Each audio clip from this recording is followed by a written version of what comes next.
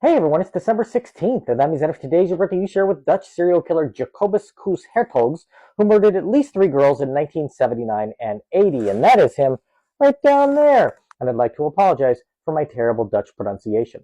Hertogs was born in 1949 as one of 17 children in a Catholic family. He developed a drug and alcohol problem at an early age, leading to multiple arrests as a teenager for robbery and selling drugs.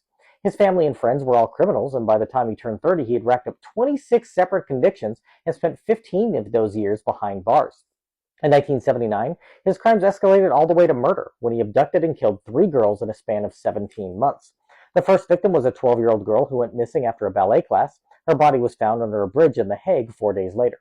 Next was an 18-year-old who was heading to The Hague on a trip from her hometown in southern Holland, with her body turning up in a forest, having been shot in the stomach and head. The final victim was just 11, disappearing from her own school when she went to fetch some supplies from a hallway closet. She was found nearby 3 days later, having been beaten to death with a stick.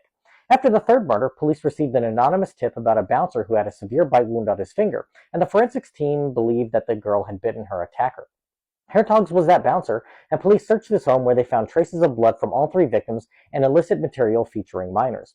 They also discovered an attic dungeon where they believed he sexually assaulted the girls before killing them. Prosecutors believed he chose girls since they were smaller and easier to abduct than full-grown women.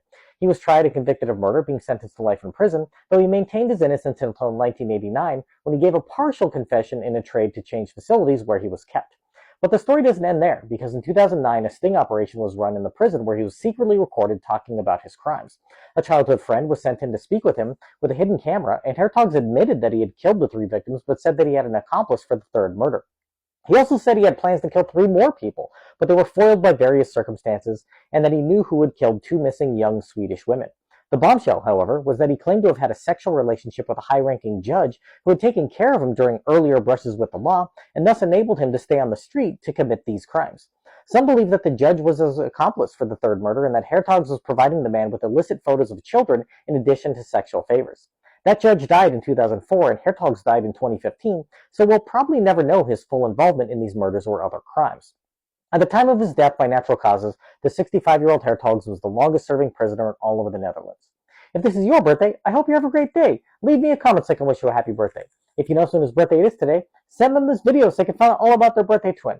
And to Jacobus Koos Hertogs, I say, happy birthday, you bastard, and hi-ya!